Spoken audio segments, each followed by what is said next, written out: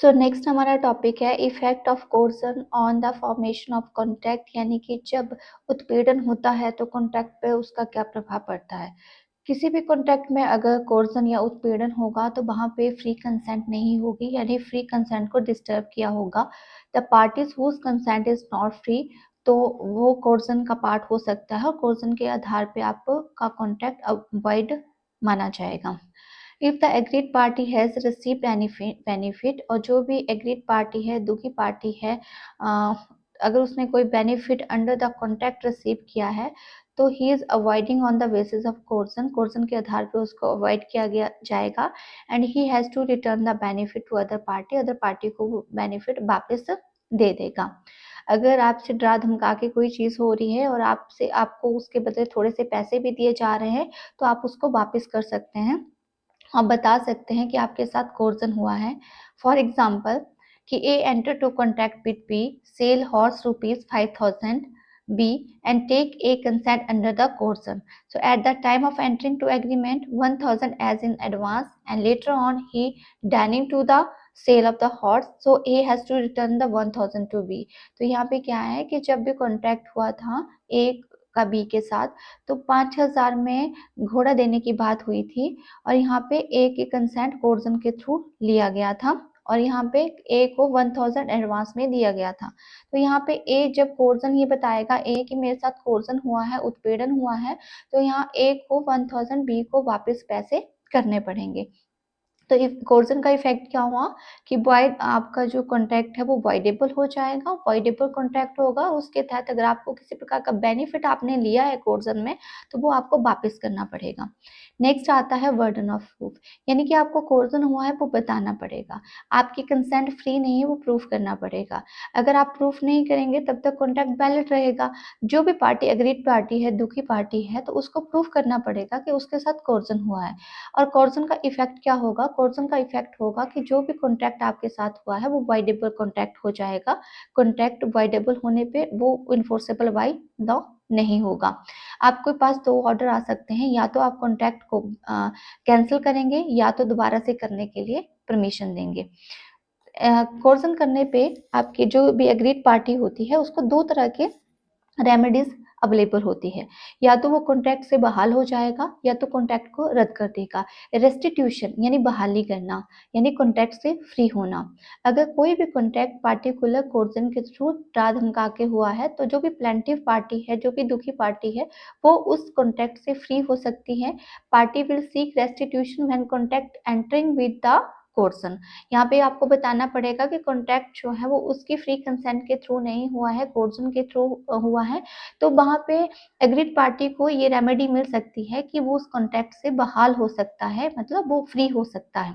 ठीक है, अगर उस कॉन्ट्रैक्ट से कोई भी चीज उसको मिली है तो वो उसको वापस कर देगा। जैसे मैंने पहले ही कहा प्रीवियस लेक्चर में, ए बी के साथ कॉन्ट्रैक्ट हुआ 5,000 को घोड़ा देने का, लेकिन बाद में उसके बदले एडवांस जो है वो 1,000 दिया था लेकिन बाकी नहीं दिया, है ना। तो वो 1,000 अगर मिला है कोर्सन के थ्रू आपको तो वो आपको वापस करना पड़ेगा और आप उस कॉन्ट्रैक्ट से फ्री हो जाएंगे।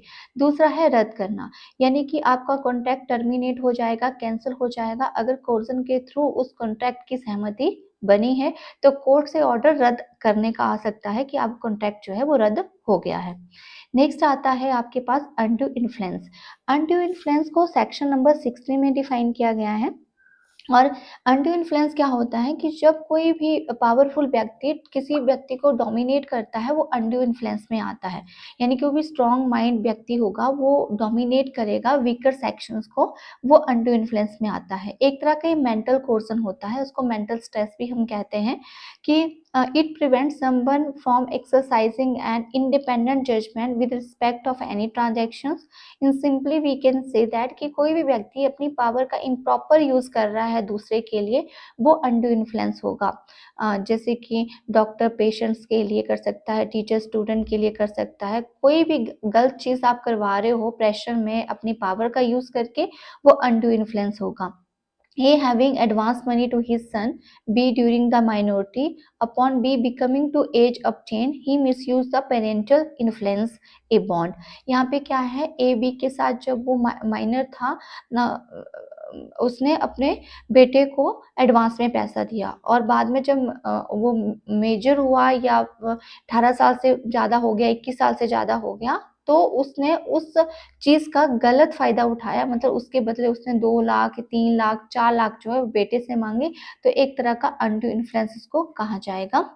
अनडू इन्फ्लुएंस में क्या चीज़ होना ज़रूरी है, पार्टी के बीच एक रिलेशन होना बहुत ज़रूरी है कि एक संबंध होना बहुत ज़रूरी है और पार्टी ने अपनी पावर का यूज़ करके दूसरे को डोमिनेट किया हो, ये प्रूफ उसमें करना पड़ता है कि डोमिनेट करके उसने कोई एडवांटेजेस वहाँ से लिया है। और अनडू इन्फ्लुएंस में जिस जिस व्यक्ति के साथ अनडू इन्फ्लुएंस हुई है उसकी कंसेंट फ्री नहीं होनी चाहिए, तभी अनडू इन्फ्लुएंस माना जाएगा। इसमें क्या के एसेंशियल कैरेक्टर्स है अनडू इन्फ्लुएंस के, कि मतलब वहाँ पे अनडू इन्फ्लुएंस हुई है। फर्स्ट आता है dominating the will of the another, यानी कि हमने दूसरे व्यक्ति को डोमिनेट किया है, अपनी पावर का गलत फ़ायदा उठाया है, अपनी पोजीशन का गलत फ़ायदा उठाया है और दूसरे को डोमिनेट किया है, कॉन्टैक्ट करने के लिए बाधित किया है। ठीक है? तो ये चीज़ उसमें होना ज़रूरी है। दूसरा, intention to take unfair advantages, हमने डोमिनेट करके अनफेयर एडवांटेजेस गेन किया है वीकर सेक्शन से, यानी कि हमने अपने पावर का गलत इस्तेमाल करके जो भी वीकर सेक्शन है उससे एग्रीमेंट करवा दिया है। अब एग्रीमेंट के थ्रू जो मुझे एडवांटेजेस पार्टी को होना चाहिए। और नेक्स्ट आता है इसमें कि रिलेशनशिप, यानी पार्टी के बीच आपस में दोनों लोगों के साथ रिलेशन होना चाहिए, मतलब पार्टी जो है, जैसे मैंने कहा, एक डॉक्टर का पेशेंट के साथ, एक फादर का सन के साथ, एक टीचर का स्टूडेंट, यानी कि यहाँ पे क्या है, एक रिलेशन है।